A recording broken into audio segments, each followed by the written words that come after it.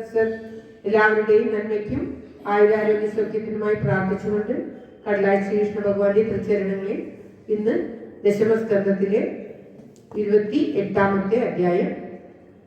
വരുണ ഭഗവാൻ ശ്രീകൃഷ്ണ ഭഗവാനെ കാണാനുള്ള അതിയായ ആഗ്രഹം കൊണ്ട് കുളിക്കാനിറങ്ങിയ നന്ദഗോപരെ തന്റെ രാജധാനിയിലേക്ക് പിടിച്ചുകൊണ്ടുപോകുന്നതും ശ്രീകൃഷ്ണൻ അവിടെ ചെന്ന് വരുണന്റെ ആതിഥ്യങ്ങളൊക്കെ സ്വീകരിച്ച് വളരെയധികം സന്തോഷിച്ച് അശ്വനിയും കൂട്ടി മടങ്ങി വരുന്നതുമൊക്കെയാണ് ഈ അധ്യായത്തിൽ പരാമർശിക്കുന്നത്.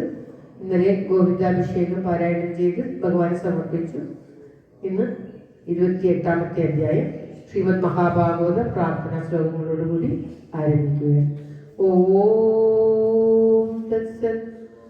സംസാര സാഗരേ മഗ്നം ദീനം മാം കരുണാനിധേ കർമ്മഗ്രാഹഗൃഹീതാംഗം മാമുദ്ധര ഭവാന്നവാത്.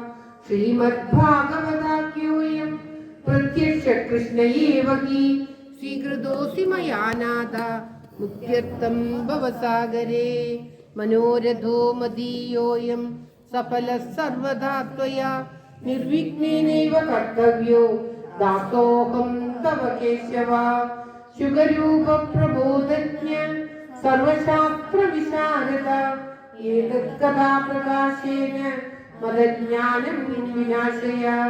ദേവദേവ ജഗന്നാഥ പുണ്യശ്രവണ കീർത്തന യദുത്തമോത്തമ ശ്ലോക നാരായണ നമോസ്തുതേ.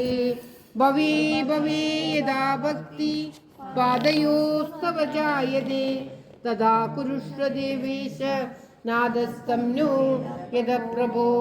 നാമസങ്കീർത്തനം യസ്യ സർവപാപ പ്രണാശനം പ്രണാമോ ദുഃഖശമന തം നമാമി ഹരിം പരം തം നമാമി ഹരിം പരം.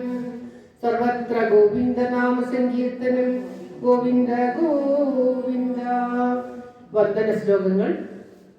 ഓം തത്സത്. ജന്മാദസ്യേതുന്നയാദിതരതർച്ചാപ്യേഷ്ടവിജ്ഞസ്വരാട് തേനേ ബ്രഹ്മഹൃദായാദികവൈ മുഹ്യന്തി യൽസൂരയാ. തേജോ വാരിമൃതാം യഥാ വിനിമയോ യത്ര ത്രിസർഗോ മൃഷാ ദാംനാ സ്വേന സദാ നിരസ്തകുഹകം. സത്യം പരം ധീമഹി സത്യം പരം ധീമഹി. ധർമ്മപ്രോജിത കൈതഗോത്ര പരമോ നിർമത്സരാണാം സദാ വേദ്യം വാസ്തവമത്ര വസ്തു ശിവദം താപത്രയോന്മൂലനം. ശ്രീമദ്ഭാഗവതേ മഹാമുനികൃതേ